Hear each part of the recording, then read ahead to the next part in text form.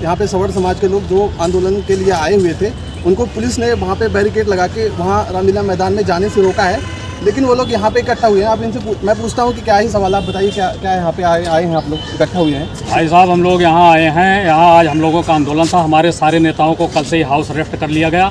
जो हम लोग गलती से यहाँ पहुँच गए, हमारे साथ 40-50 आदमी आए थे, सबको बस में भर के पता नहीं कहाँ ले गए, कोई पता नहीं है। हम किसी तरह 1-2 आदमी हम भाई कूद के किसी तरह बस से निकल के भाग के आ पाए हैं। हमारे 40-45 साथियों को कहाँ ले गए कोई पता नहीं। ये सरकार की दहशतगर्दी है, अभी इसको हम लोग बर्दाश्त नहीं करेंगे। हम लोग सरकार पे इनको बैठाए थे देश को आगे ले जाने के लिए, इसलिए नहीं कि आप योग्यता की हत्या करके आरक्षण देके अपना 10 नंबर वाले को सिलेक्शन करके आप ऊंचे ऊंचे पोस्ट पे बैठा दो, वो कोई काम ना कर पाए, देश को पीछे ले जाएं। सरकार के लोगों का कहना है कि यूजीसी जो है उसको स्टे लगा दिया गया सुप्रीम कोर्ट के द्वारा, अस्थायी रूप से। हाँ, तो इसको मैं स्थायी रूप से खत्म करने के लिए, लेकिन मैं ये आपके चैनल के माध्यम से, आप लोगों के चैनल के माध्यम से मैं सरकार से पूछना चाहता हूँ, यूजीसी लागू क्या सुप्रीम कोर्ट ने किया था, लागू आपने किया था, तो फिर खत्म भी आप करें। सरकार ने तो ये कह के किया कि यूजीसी ने, जो सरकार का वो नहीं है, यूजीसी ने खुद किया। यूजीसी ने उसका मेन अध्यक्ष कौन था? मैं सरकार से ही पूछना चाहता हूँ, उस पर हस्ताक्षर किन किन सांसदों ने, किन किन नेताओं ने और किन किन अब क्या आपके चैनल गलत शब्द उपयोग नहीं करता, लेकिन उन्होंने किसने किया था? मैं उनसे पूछ रहा हूँ, ये लागू करने के लिए मुख्य रूप से उत्तरदायी कौन था? बिना सरकार के पत्ता नहीं हिलता है, कहने के लिए है। सरकार को नहीं पता था, यूजीसी ने कर दिया, ठीक है। इतना कोई बेवकूफ़ नहीं है, वो भी सवर्ण समाज को आप बेवकूफ़ बना लोगे। इसको किसी ने मांगा नहीं था, ना ये ओबीसी ने, ना एससी ने, ना ये अपना सवर्ण समाज ने। क्यों आपने लागू करके समाज में क्यों विघटन करवा रहे हो? इस देश को क्यों पीछे ले जाना चाहते हो? योग्यता की हत्या कर रहे हो। 10 नंबर वाले को आप डॉक्टर बनाओगे, 700 नंबर वाले को आप बाहर कर दोगे। कहाँ से देश विश्वगुरु बनाओगे? इसको गणुलर चिड़िया भी नहीं बना पाओगे तुम। इस सरकार की न्यूज हिला देंगे। चंद्रशेखर मंगल पांडे से 10 गुना खतरनाक हजारों मंगल पांडे चंद्रशेखर नजर आएंगे सरकार को। यूजीसी लागे के दिखाए सरकार। यहाँ पे लोगों का बहुत आक्रोश है। लोगों का कहना है कि सरकार इसे अस्थायी रूप से खत्म करे, रोल बैक करे यूजीसी को। अस्थायी रूप से इनकी मांग है कि रोल बैक किया जाए इसे, जो है। लेकिन जो है सरकार का कहना है कि 2019 में ये आया हुआ था, तब इसका कम हुआ। 19 में आया था, लागू नहीं हुआ था। जो चीज आने को तो बहुत चीजें आई और चली गई, लेकिन जब लागू हुई तभी तो हम मुझे पता चलेगा कि ये चीज लागू हो गई। 19 में जो आया था उसमें था कोई फर्जी शिकायत करता हुआ मिलेगा उसको बाहर कर दिया जाएगा यूनिवर्सिटी से, कोई हमें नहीं था। अब क्या कर रहे हैं? अब उसको बिल्कुल कोई कार्रवाई ही नहीं होगी फर्जी शिकायत पे। क्या SC ST हम लोग वैसे मारे जा रहे हैं हमारा समाज? अब इसको यूजीसी लागे, हमारे बच्चों को बिल्कुल सुबह बच्चा स्कूल जाएगा, शाम को पता नहीं घर आता है नहीं आएगा। चैनल से ये पूछना, हम अपने माननीय सांसद महोदय से ये पूछना चाहता हूँ, सभी सांसदों से, कि ये यूजीसी आपने लागू करवा दिया, ठीक है। अगर यूजीसी लागू होने के बाद में आप अपने बच्चों को क्या इंडिया में पढ़ाएंगे?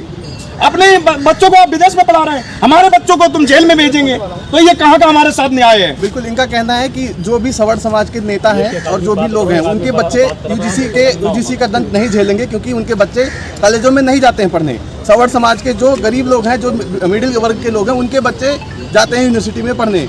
वो ऐसे कानूनों का जो काला कानून है उसको झेलेंगे। इनका कहना यही है। हो गई है। हाँ, मैं उत्तराखंड से आया हूँ।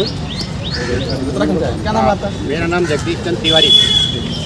क्या कहना चाह रहे हैं? मैं ये कहना चाह रहा हूँ कि इसके दुरुपयोग होने की पूरी संभावना है। जब SC ST एक्ट लगा था तो उस समय भी यही कहा गया था कि इसका कोई दुरुपयोग नहीं होगा, लेकिन ऐसा है उसका सबसे ज़्यादा दुरुपयोग उसी का हो रहा है। अगर कोई स्टैंड गन के बाद दूसरा हथियार बनाया है तो ये SC ST एक्ट बना है, और इसी का विस्तार जो है यूजीसी एक्ट है। इसमें निर्दोष बच्चों को जेल और धन उगाही का धंधा जोरों पर चलेगा और सामाजिक संघर्ष बढ़ेगा, देश गृह युद्ध की तरफ जाएगा। हमें अभी 1 लाख लोग इस चारों ओर खड़े हैं, नहीं आने दिया है, कोई बात नहीं। अब आप कहाँ हमें रोकेंगे? हम रामलीला मैदान में आप लोग को जाने नहीं दे रहे हैं। नहीं जाने दे रहे हैं। प्रशासन जो है चारों तरफ से बैरिकेड लगा के इनको रोका हुआ है। ये लोग जगह जगह पे 10-20 के समूह में बैठे हुए हैं, खड़े हुए हैं, क्योंकि इनको जाना है रामलीला मैदान तक। क्या कहना चाहता है? सर, पूरा बाइक से चक्कर लगा के देख लिया, कहीं से भी घुसने नहीं दिया जा रहा हम लोगों को। ये मोदी जी की तानाशाही है और ये अन्याय है एक सवर्ण वर्ग के खिलाफ। अब मोदी जी सोच रहे हैं कि सवर्ण वर्ग से पंगा लेकर सत्ता में बने रहेंगे, तो ये उनकी भूल है। और अगर उनको सत्ता में रहना है तो इस बिल को संशोधन करना पड़ेगा। हम प्रयागराज से आए हैं, अभी किसी फ्रेंड की गाड़ी बात करके ये पूरा रामलीला चक्कर का ग्राउंड मारा, कहीं से भी इनकी नहीं ले रहे हैं। यहाँ पे ज़्यादातर लोग उत्तर प्रदेश से आए हुए हैं, ठीक है। 2027 में चुनाव है, सरकार को सोचना चाहिए 27 में सवर्ण समाज इन्हें टक्कर देगा। और इन्हें आप क्या कहते हैं 27 में सर 400 का भी सपना दिखाए हैं, और ये प्रधानमंत्री का 400 का उनका सपना पूरा नहीं होने दिया। लेकिन मैं अभी आपके चैनल के माध्यम से बोलना चाहता हूं कि जैसे उनका 400 का रथ रोका, तैसे ही 29 में और 27 में उनको जैसे कांग्रेस का हाल हुआ है उससे भी बेहतर हाल बीजेपी का होगा, अगर ये यूजीसी रोल बैक नहीं हुआ तो।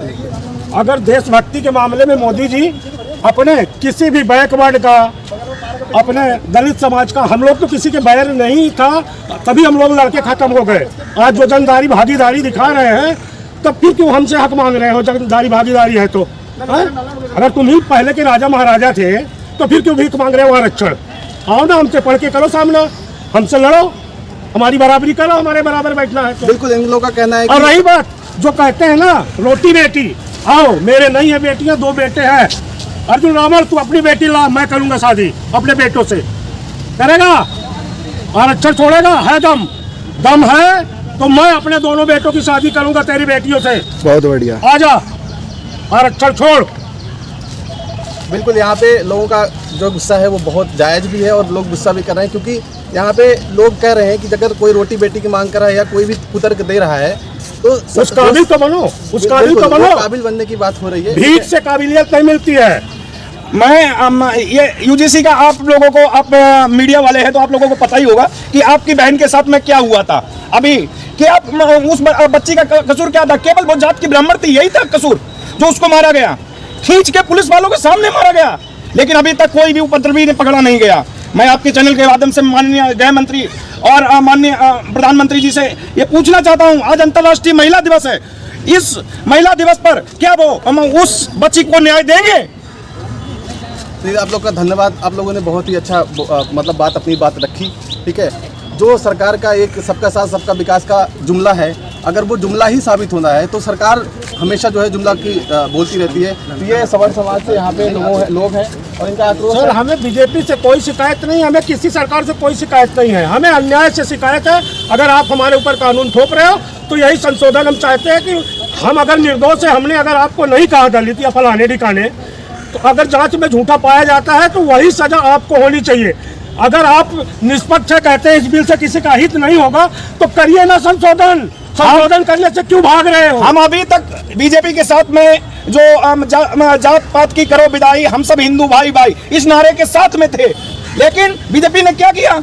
यूजीसी लाकर जात पात में ही हमें बांट दिया। जात पात में ही मोदी जी है क्या आपके पास? रेखा गुप्ता सीएम बनाए थे, योगी आदित्यनाथ भी हमारे उत्तर प्रदेश के सीएम है, मुझे गर्व है।